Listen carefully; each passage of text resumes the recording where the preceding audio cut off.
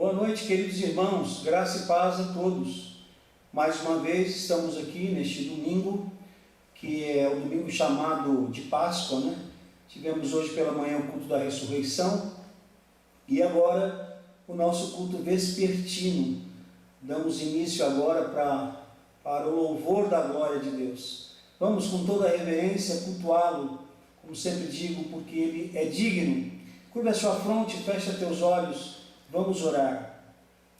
Pai de amor e de misericórdia, mais uma vez estamos aqui, Senhor Deus, diante do Senhor em culto de adoração, celebrando, ó Deus, o que Tu és, celebrando, ó Deus, o que Tu fazes, celebrando, Senhor Deus, a Sua trindade maravilhosa. Nós o adoramos porque só o Senhor detém todo o poder nos céus e na terra. Só o Senhor é santo, santo, santo e é digno de toda honra e glória. Pai de amor e de imensa bondade, mais uma vez nós pedimos, tenha misericórdia de nós, perdoe os nossos pecados e aceite o nosso culto. Que seja este culto uma grande inspiração, que o Senhor manifeste a Tua glória enquanto estivermos, ó Deus, dos atos deste culto. O Senhor tenha liberdade para trabalhar em nosso coração e transformarmos, ó Deus, para a glória e honra do Teu nome. Oramos agradecidos em nome de Jesus. Amém. Amém. Vamos louvar ao nosso Deus? Vamos lá. Bom é render louvores ao nosso Deus. Cristo vive. Continue adorando ao nosso Deus. No início eras a palavra. Ó, quão lindo este nome é. Cantemos.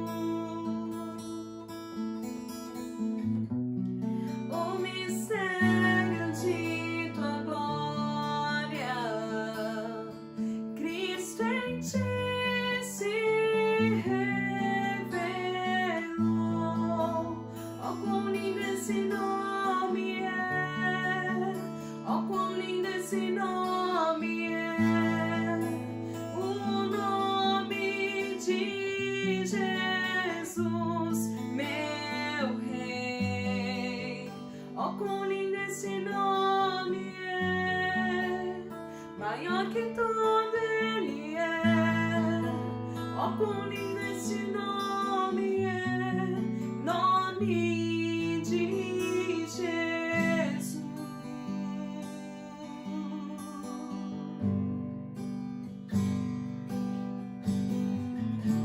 Deixou o céu para buscar-nos, veio para nos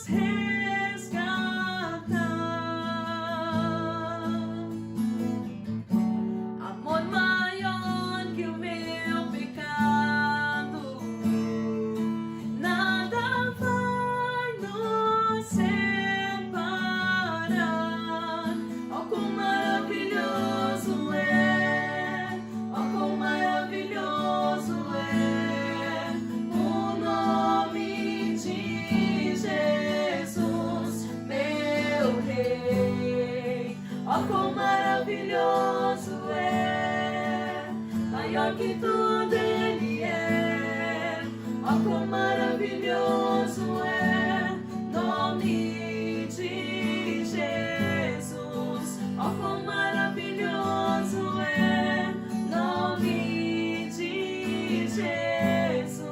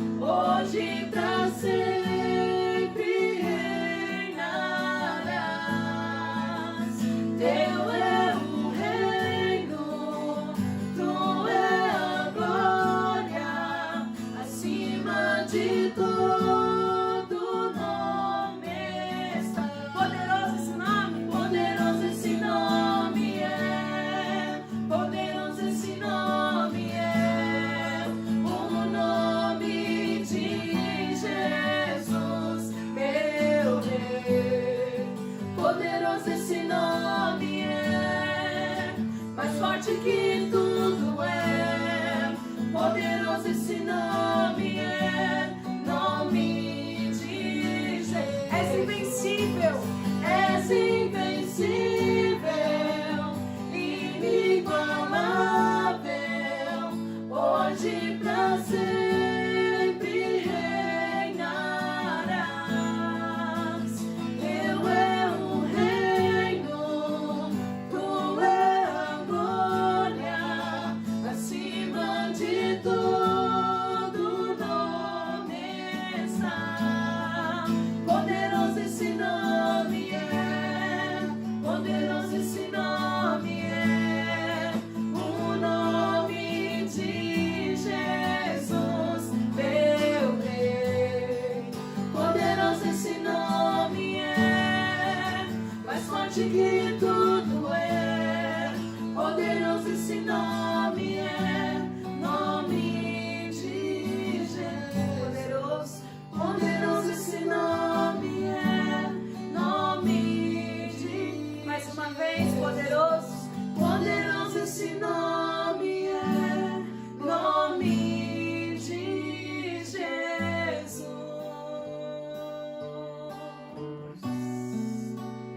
Aleluia.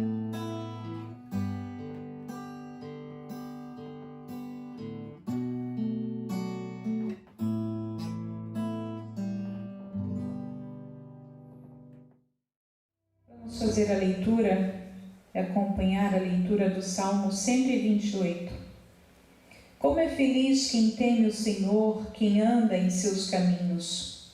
Você comerá do fruto do seu trabalho e será feliz e próspero. Sua mulher será como videira frutífera em sua casa. Seus filhos serão como brotos de oliveira ao redor da sua mesa. Assim será abençoado o homem que teme o Senhor. Que o Senhor o abençoe desde Sião, para que você veja a prosperidade de Jerusalém todos os dias da sua vida, e veja os filhos dos seus filhos. Haja paz em Israel. Vamos orar.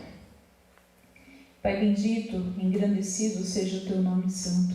Tu és santo, tu és digno. O Senhor é o nosso único Deus, Salvador das nossas vidas, o nosso Pai eterno.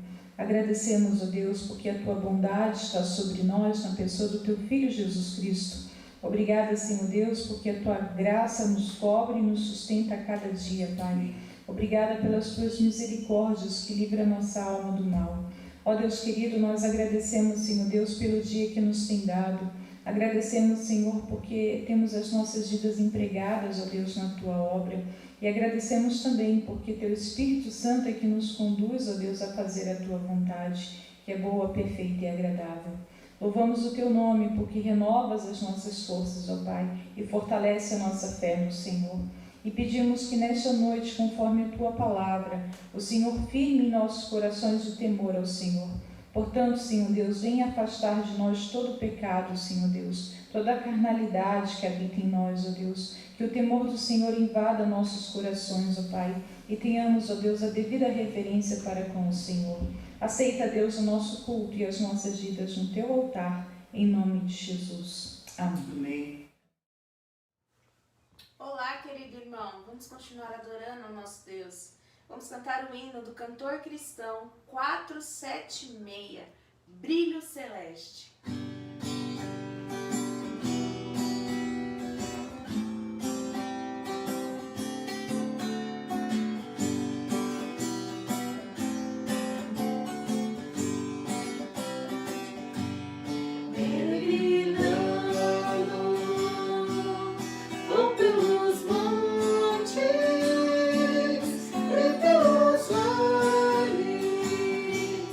Sempre dá luz.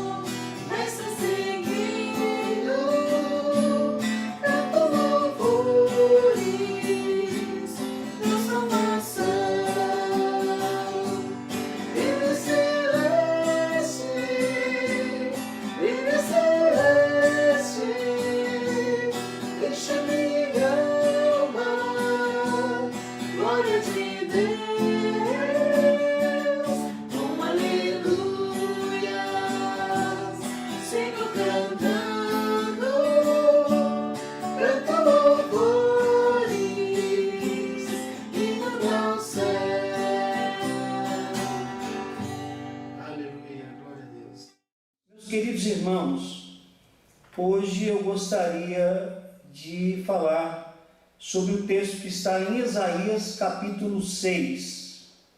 Isaías capítulo 6, nós vamos ler o capítulo inteiro. Ele traz como título A Visão de Isaías, ok? No ano em que morreu o rei Uzias, eu vi o Senhor assentado num trono alto e exaltado, e a aba de sua veste enchia o templo. Acima dele estavam serafins, cada um deles tinha 6 asas, com 2 cobriam o rosto, com 2 cobriam os pés, e com 2 voavam, e proclamavam uns aos outros: Santo, Santo, Santo é o Senhor dos exércitos. A terra inteira está cheia da sua glória. Ao som das suas vozes, os batentes das portas tremeram e o templo ficou cheio de fumaça. Então gritei: ai de mim, estou perdido, pois sou um homem de lábios impuros e vivo no meio de um povo de impuros lábios, e os meus olhos viram o Rei, o Senhor dos exércitos. Então um dos serafins voou até mim, trazendo uma brasa viva que havia tirado do altar com uma tenaz. Com ela tocou a minha boca e disse: veja, isso tocou os seus lábios, por isso a sua culpa será removida e o seu pecado será perdoado. Então ouvi a voz do Senhor conclamando: quem enviarei? Quem irá por nós? E eu respondi: eis-me aqui, envia-me. Ele disse: vai e diga a este povo: estejam sempre ouvindo, mas nunca entendam, estejam sempre vendo e jamais percebam. Torne insensível o coração desse povo, torne surdos os ouvidos dele e feche os seus olhos, que eles não vejam com os olhos, não ouçam com os ouvidos e não entendam com o coração, para que não se convertam e sejam curados. Então eu perguntei: até quando, Senhor? E ele respondeu: até que as cidades estejam em ruínas e sem habitantes, até que as casas fiquem abandonadas e os campos estejam totalmente devastados, até que o Senhor tenha enviado todos para longe e a terra esteja totalmente desolada. E ainda que 1/10 fique no país, esses homens também serão destruídos. Mas, assim como o terebinto e o carvalho deixam o tronco quando são derrubados, assim a santa semente será o seu tronco. Amém? Que Deus nos abençoe com a sua palavra. O título desta mensagem é: Santo, Santo, Santo é o Senhor dos exércitos. A terra inteira está cheia da sua glória. E o subtítulo: abrindo os olhos para a realidade espiritual. Oremos, irmãos. Senhor querido Pai, mais uma vez nós suplicamos-te que a tua misericórdia esteja sobre nós, agora nos iluminando, dando-nos o devido entendimento, ó Deus, no poder do teu Espírito Santo, a fim de que possamos entender além da mera letra, que o Senhor se revele a nós, que o Senhor, ó Deus, mostra quais são os seus desígnios para cada um de nós, para a nossa vida, para a nossa família, para a nossa igreja. Ó Senhor da glória, se há qualquer impedimento em nossa vida, que o Senhor nos cubra com o teu sangue, mas fala a nós. Em nome de Jesus oramos. Amém. Amém. Este momento é o momento que nosso país está em crise, que o mundo está em crise. E eu tenho, sob a orientação do Senhor, sem nenhuma presunção espiritual, pedido a Deus alguns textos que possa falar, que fale aos nossos corações. E, portanto, eu trago esse texto de Isaías, que já preguei, conquanto com uma leitura teológica bem diferente. Eu me lembro que há muito tempo atrás eu contei uma ilustração, talvez factiva, muito provavelmente tenha sido verdade, daquele casal que ia à igreja e o homem dormia todo o culto. Ele sempre tirava uma soneca, né? E, primeiro com a desculpa de que com o olho fechado, com os olhos fechados, ele poderia entender melhor a mensagem.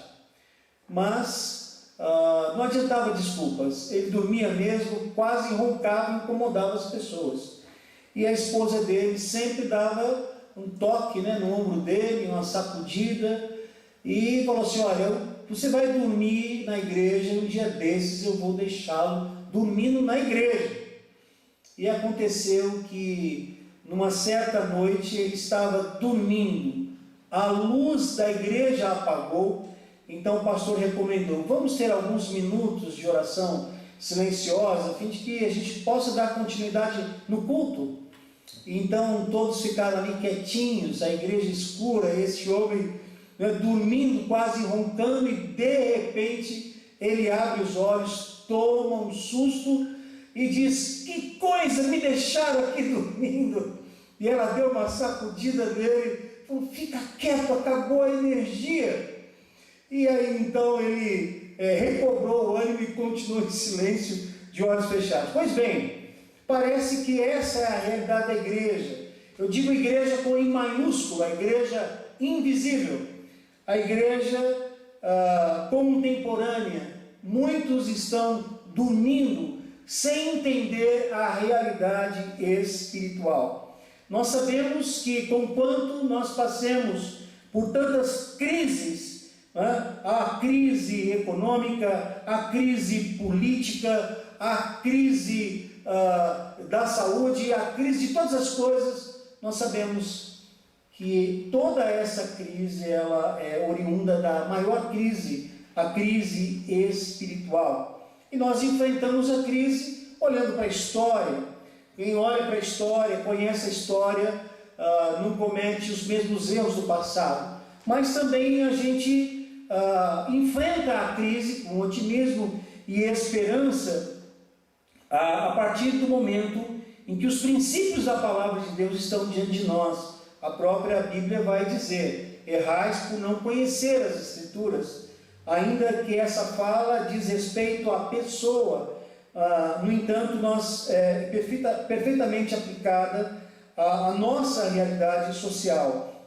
Muitos de nós erramos por não conhecermos as Escrituras. Nós estamos aqui diante de um fato interessante: a morte do rei Uzias. Uzias reinou 52 anos de um próspero reinado. Ele fez uma reforma agrária, ele foi responsável para que houvesse estabilidade na nação de Israel.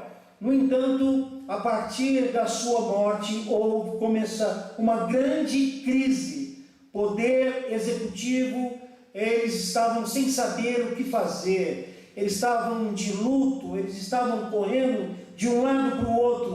O poder legislativo estava corrompido, fazendo leis injustas, preocupados consigo mesmos. O poder judiciário estavam com as togas manchadas pela corrupção, recebiam subornos para condenar e para dar diretrizes às leis. Então, esse contexto político era o pior possível. Havia também uma crise religiosa. A religião estava contaminada pela corrupção. Os sacerdotes agora eram profissionais que vendiam as suas consciências. Os profetas vendiam conveniências, profetizavam aquilo que era palatável para as pessoas, profetizavam mentira ao povo. E havia certamente aqueles rituais pomposos, aqueles cerimoniais, de cultos, shows, mas o povo estava longe de Deus, o povo estava enfermo, o povo estava contaminado com a imoralidade, contaminado com a idolatria. E essa crise espiritual, então, estava tomando conta daquela realidade. Isaías, muito provavelmente da família de um nobre e de um estadista, certamente preocupado e com essa visão dessa realidade, entendeu que a causa era a ausência de Deus. E ele vai ao templo, e quando ele vai ao templo, ele tem essa visão magnífica da glória de Deus. Ele tem essa visão dos anjos voando, e ele reconhece então a sua pequenez, e ele diz: ai de mim que vou perecendo, eu tenho lábios impuros, eu habito no meio de um povo de impuros lábios. E a partir desse momento em que ele reconhece o seu erro, então o anjo, os olhos deles têm uma visão do rei. Alguns teólogos dizem a visão do Senhor Jesus. E aí então o anjo tira do altar uma brasa viva, uma brasa que toca nos seus lábios e diz a ele: olha, agora você foi purificado do seu pecado. E aí então ele tem um comissionamento, quando Deus diz a ele: quem irá por nós? E ele prontamente diz: eis-me aqui, envia-me a mim. Outras versões dizem: eis-me aqui. E ele tem um comissionamento para pregar a palavra de Deus e com isso trazer juízo. Pode ser que alguma semelhança desse texto com a nossa realidade. O nosso país atravessa uma crise medonha, os prognósticos são sombrios, há uma crise no governo, há uma crise na família, há uma crise na sociedade, e pasme, irmãos, há uma crise na igreja, há uma disputa eclesiástica de quem dá mais, quem oferece mais, e os evangélicos todos estão neste bolo abominável do grande caráter questionável que a igreja passa a ter, certamente em razão aqueles que comerciam, mercadejam a palavra de Deus. Há uma convulsão e uma confusão na questão religiosa. E para tudo isso que está acontecendo em nosso redor, nada mais, nada menos do que uma epidemia que coroa, e por isso o coronavírus, que faz com que nós tenhamos a devida percepção da nossa realidade e nos voltemos para Deus. Pois bem, a proposta em trabalharmos com esse texto é encontrar aqui respostas para o momento de tensão em que estamos vivendo. A nossa pretensão é tentar responder com o texto como nós podemos abrir os olhos para a realidade espiritual. E eu quero propor 5 lições que, à luz desse texto, talvez respondam certamente como, aonde está essa visão espiritual. A primeira lição, então, que parte para os irmãos: a visão da realidade espiritual está na busca da face de Deus. E aqui, então, nós temos uma consciência da santidade. Vejam, meus queridos irmãos, que o fato de Isaías ter ido ao templo e de repente ele se depara com a manifestação da glória de Deus, mostra que ele obteve resultados quando ele busca a face de Deus. E todos nós temos esse resultado quando nós buscamos a face de Deus. E talvez ele tenha tido uma consciência de que nunca teve antes, foi a consciência da santidade de Deus. Deus é santo, santo, santo. Esse era o clamor dos serafins. Eles estavam adorando a Deus, porque Deus realmente, Ele é santíssimo. E quando nós buscamos a face de Deus, nós deparamos com essa santidade. Ora, certamente nós temos hoje a forma de buscar a face de Deus, que são os meios da graça, através dos cultos, através da oração, através da palavra de Deus, através do momento de louvor, de adoração. Nós buscamos a face de Deus, e a resposta para a nossa crise está em Deus. Nós precisamos, e se não fosse a crise, certamente nós estaríamos buscando outras coisas. Há inúmeras pessoas que deixam de vir à igreja pelas festas, pelas viagens, pelo lazer, pelos compromissos, pelo trabalho e por tantas outras coisas, mas agora não. Agora estão obrigatoriamente buscando a face de Deus, porque os prognósticos são sombrios, porque se vê ameaçado, se vê a família ameaçada, porque há muita gente morrendo, há muita gente sendo contaminada, e nós, cristãos, precisamos mais do que nunca buscar a face de Deus e termos assim a consciência de santidade. A segunda lição, meus queridos irmãos, é que a visão da realidade espiritual está no reconhecimento do mal entre nós e do mal dentro de nós. Isso nós percebemos claramente. Obrigado. Quando nós reconhecemos que há o mal em nós e o mal dentro de nós, o mal na nossa realidade, então nós vamos entender que o Senhor, diante da santidade dele, nós vamos entender então que o Senhor é santo, e essa é a consciência de pecaminosidade.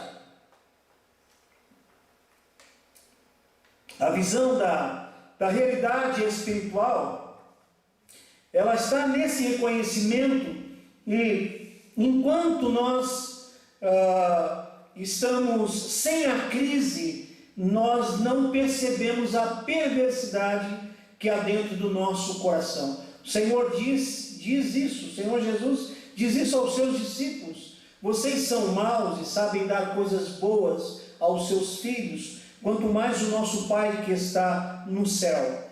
E é mais fácil nós reconhecermos o mal na sociedade, o mal nos governantes, o mal nos partidos políticos. É mais fácil nós reconhecermos o mal dos líderes da sociedade, nas pessoas que estão ao nosso lado, o mal nos irmãos que estão conosco, que congregam conosco em nossa igreja.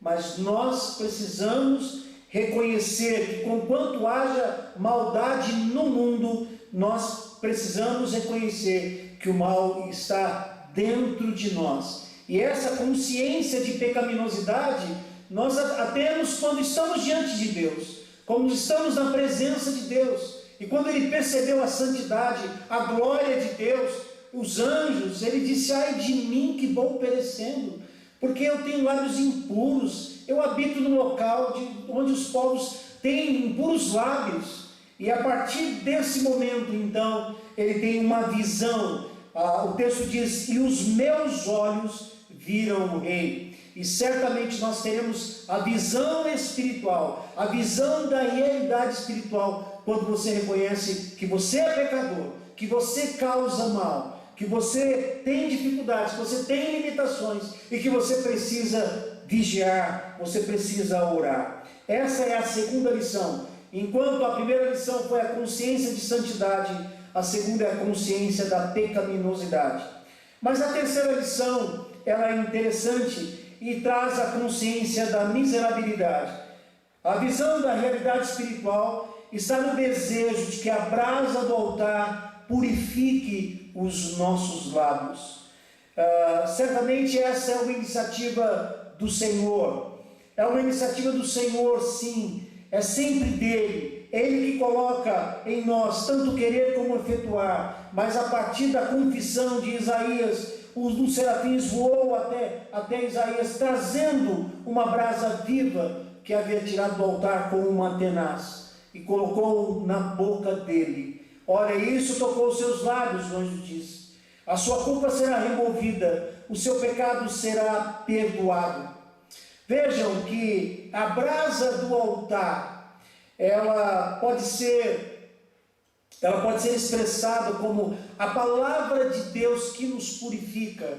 O leite materno, que o apóstolo Pedro vai dizer que é uma vacina, que é uma vitamina, que é um alimento, que é um nutriente. A palavra de Deus, eu costumo dizer que ela funciona como um antivírus que vai implodir nas crostas de pecado. A palavra de Deus é que vai nos purificar e nós precisamos, a partir dessa consciência, obtermos a brasa do altar. Certamente, através da confissão, o sangue de Jesus perdoa os nossos pecados, cobre os nossos pecados, diante da confissão, diante do arrependimento. Agora, a palavra de Deus vai trazer purificação, a palavra de Deus vai trazer libertação, a palavra de Deus vai trazer edificação, a palavra de Deus vai fazer com que a sua consciência esteja ligada em Deus. E essa consciência de miserabilidade, ou poderíamos dizer também de necessidade, é estarmos diante da palavra de Deus. O que a palavra de Deus, ela significa para você? Hoje nós vivemos num mundo onde a palavra de Deus é substituída por outras ferramentas que poderão trazer alguma santidade, alguma santificação, outras ferramentas que vão trazer impacto e vão trazer quebrantamento, mas nada mais legítimo do que a palavra de Deus.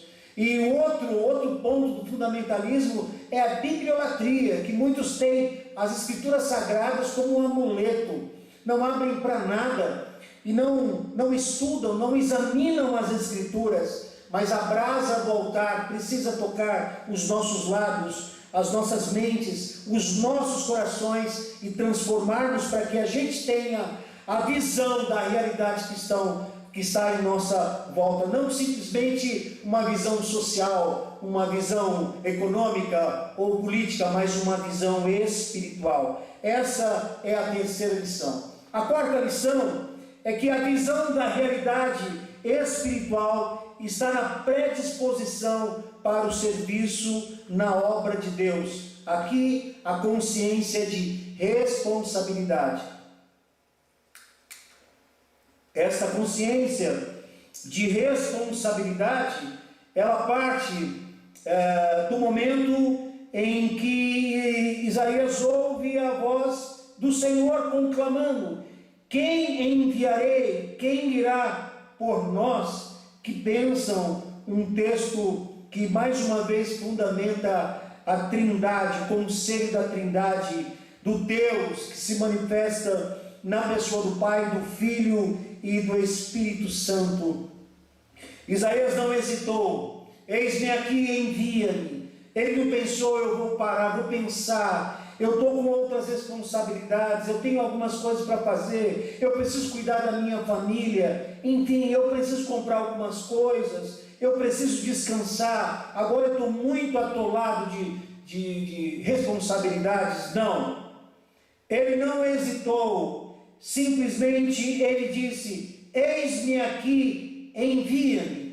Pois bem, a visão da realidade espiritual, então, está nessa predisposição para o serviço na obra de Deus. Há muitos que se enganam, pensam que pode se envolver com o Deus da obra sem se envolver com a obra do Senhor. Mas a evidência do envolvimento com o Senhor da obra é a manifestação dos dons espirituais. Em Efésios vai dizer claramente que cada um de nós tem pelo menos um dom, um carisma, uma habilidade espiritual para a edificação do corpo. E nós precisamos estar predispostos a servir ao Senhor, no serviço do Senhor. E essa consciência aqui de responsabilidade é dada certamente pelo Espírito Santo, e essa responsabilidade é de fazer a obra de Deus. Nós precisamos fazer a obra de Deus.